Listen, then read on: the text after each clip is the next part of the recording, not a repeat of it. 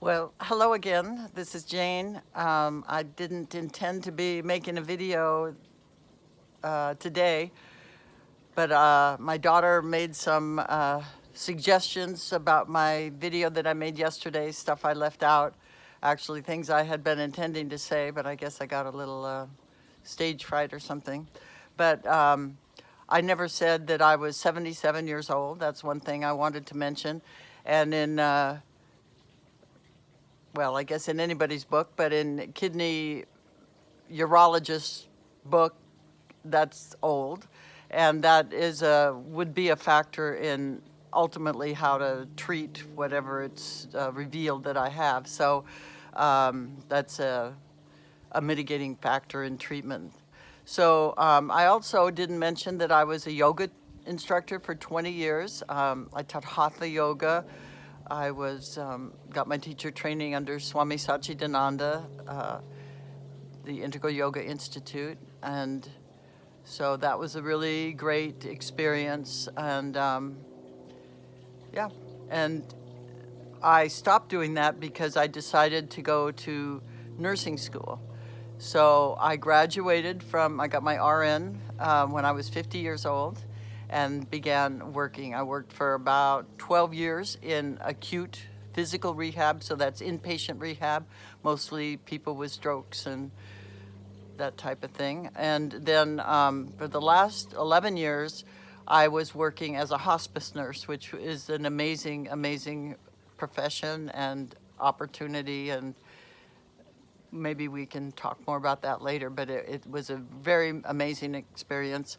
And I retired in August for a number of reasons, but probably the largest reason was my office, which used to be in Santa Monica, decided to move their headquarters to Glendale, which would be a horrendous drive, and it just wouldn't be feasible for me for a number of reasons. So I unfortunately had to give that up. So I may return to it in the future. Right now I'm considering myself retired, but one never knows. I retired once before when I quit rehab.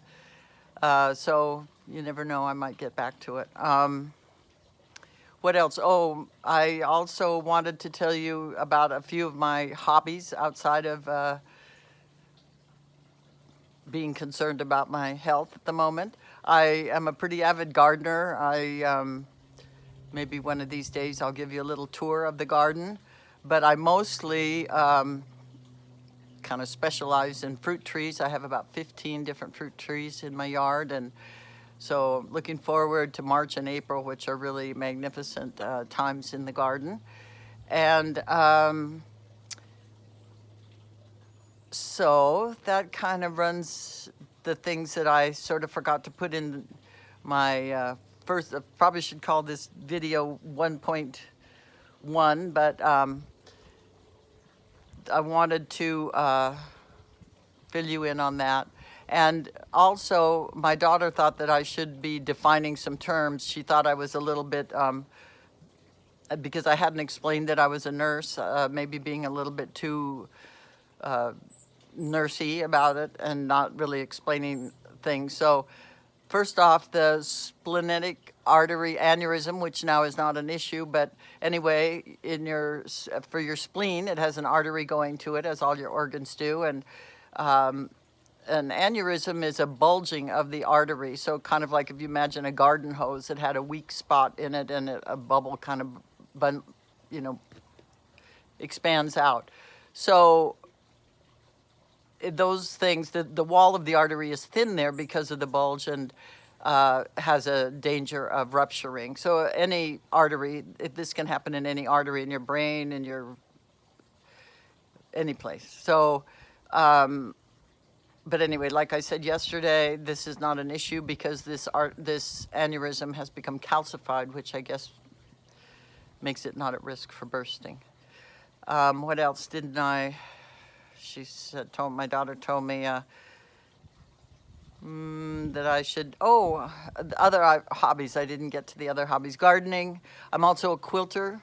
I sew a lot. both clothing and mostly quilts, but I really enjoy that. And yeah, swimming, of course, now is my basically number one hobby. It kind of takes up most of my free time. Um, so also, may or may not be pertinent, my husband is 12 years older than I am, so he's 89, just turned 89, and he's suffering from some memory issues, Alzheimer's or dementia. We're not, of course, it's hard to say, but that also is taking up quite a big percentage of my time. Another reason that I was motivated to stop working is just to be able to spend more time managing his care. Right now he's doing fine. He's I'll introduce him someday on this channel, but he's very extroverted, very funny, and still maintains those qualities. So that's that.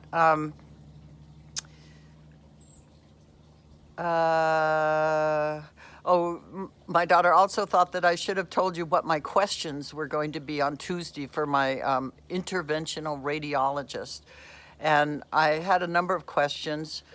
The biopsy can either be done with a large bore needle, a 16 or 18 bore needle, or it can be done with a fine needle. And I was curious which he was going to use. A large bore needle, of course, gets a bigger sample, but I believe from my reading that if they use a small bore needle, they take numerous samples. So maybe it's a moot point, I don't know. But I wanted to ask him that. I also wanted to ask if the needle can either be guided by ultrasound or it can be guided by CT. And I don't really have any idea which is preferable or anything except the CT. I'm going to soon be glowing in the dark from the number of CTs that I've been having. So I did want to inquire about that. I don't know, what he plans to use. So that was another question I had. What else?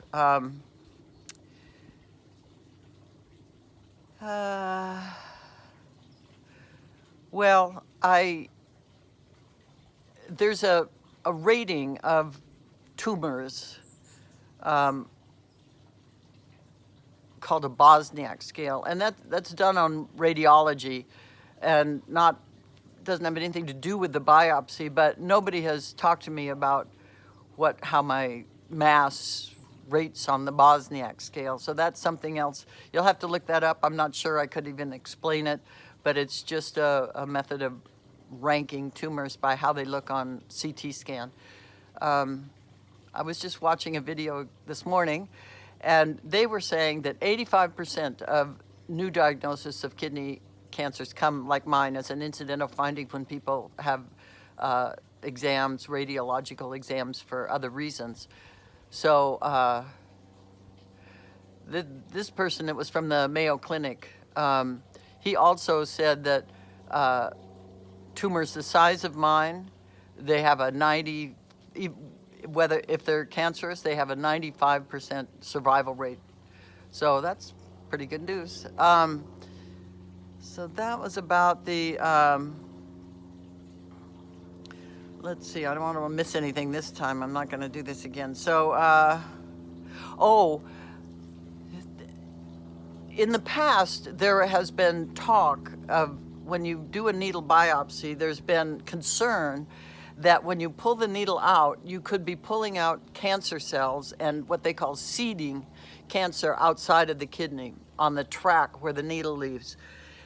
It seems like nobody's really sure that actually happens, or some people seem sure that it happens, very rarely, and some people seem to think that it's not really a possibility. But what they've started to do, I believe is the standard now, is they put a sheath in first, like a straw, and then they put the needle in the straw, and then when they extract the cells, the biopsy, they extract the needle and the cells from that sheath, and then they remove the sheath. So theoretically, this removes even the theoretical potential of seeding the cancer outside your body. So that was another question I had for him. Are you going to do this? So that is that. Let me see. Oh, I mentioned that there was other concerning findings on the CTA that I had, and I guess I should have explained.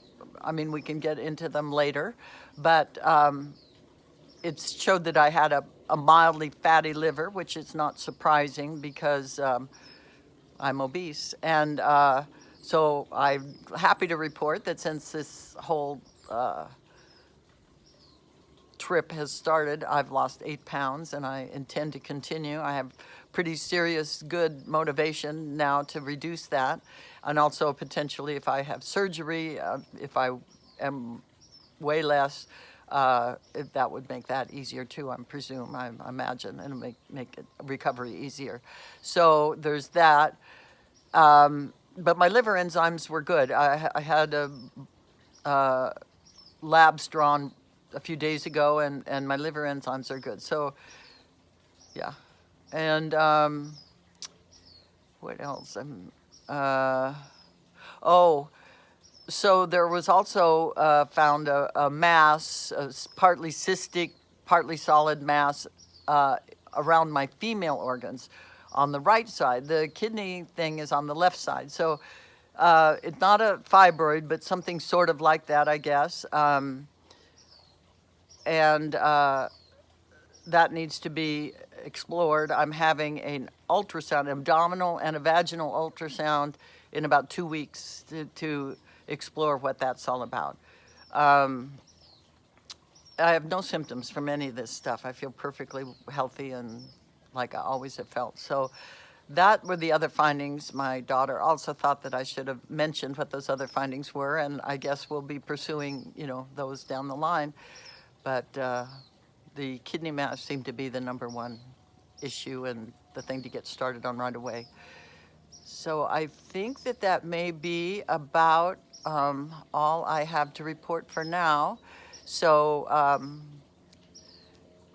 it's a beautiful day here in Santa Monica, and I'll get back to you Tuesday or after the actual biopsy on Friday. Not sure which I'll have time for. But anyway, thanks for watching and enjoy your day.